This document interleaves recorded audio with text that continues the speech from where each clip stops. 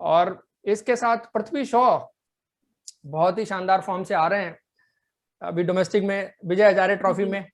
Season में सबसे बड़ी कमी यही थी कि पृथ्वी शॉ फॉर्म में नहीं थे और उनको शुरुआत नहीं मिल पा रही थी। और जिस तरीके से इस बार पृथ्वी शॉ खेल रहे हैं, मुझे लगता है दिल्ली बहुत ही डेंजरस टीम हो जाएगी। और मुझे लगता है कि ये इस बार आईपीएल 2021 के दावेदार हैं। तो उन्होंने जिस तरह से अपनी टेक्निक में जो चेंज कर लिया है, कल मैंने जो ऑब्जर्व किया कि पहले क्या था कि वो बॉल के लेग साइड रहने की कोशिश करते थे और उनका जो ट्रिगर मूवमेंट था, वो पिछला पैर जो था वो उनका लेग साइड की तरफ ही जाता था। तो उनको क्या अंदर आने वाली बॉल बहुत तंग कर रही थी।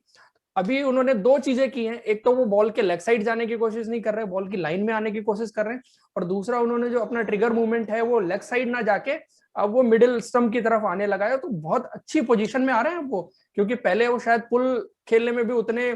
कंफर्टेबल नहीं थे, शॉर्ट बॉल उनको अच्छी पेस से जो आती है वो तंग कर सकती थी। और अभी वो उनकी जो पोजीशन बन रही है, जिस तरह से जो स्टांस बन रहा है, बिल्कुल मुझे लगता है कहीं ना कहीं उन्होंने सचिन तेंदुलकर से जरूर बात की है, क्योंकि उनकी बैटिंग में अब पहले भी दिखती थी, सचिन की झलक दिखती थी, बट जो उन्होंने सटल चेंजेस कर लिए, सचिन तेंदुलकर जैसे ही अपना स्टांस था थोड़ा सा बैक एंड अक्रॉस जाते थे और जिस तरह से पोजीशन में आते थे, बिल्कुल उसी तरह से पृथ्वी शॉ की पोजीशन बनने लगी है। और कल के मैच में जो जिस तरह से वो क्लोज टू द बॉडी खेलने की कोशिश कर रहे थे, और लास्ट ईयर उनके बैट और पैड के बीच में जो गैप बन रहा था, तो उस प्रॉब्लम को उन्होंने ओवरकम कर लिया है। देखा आपने, कैसा लगा, किस तरह से देखते हैं आप उसको? हाँ, एकदम उन्होंने अपनी टेक्निक में चेंज किया है। और मुझे नहीं लगता था कि हाँ, अब जिस तरीके से पिछला सीजन गया है कि इतनी जल्दी मतलब ये अपनी तकनीक को सुधार पाएंगे। लेकिन हाँ, जिस तरीके से उन्होंने अपनी तकनीक को सुधारा है, ये काबिल तारीफ है।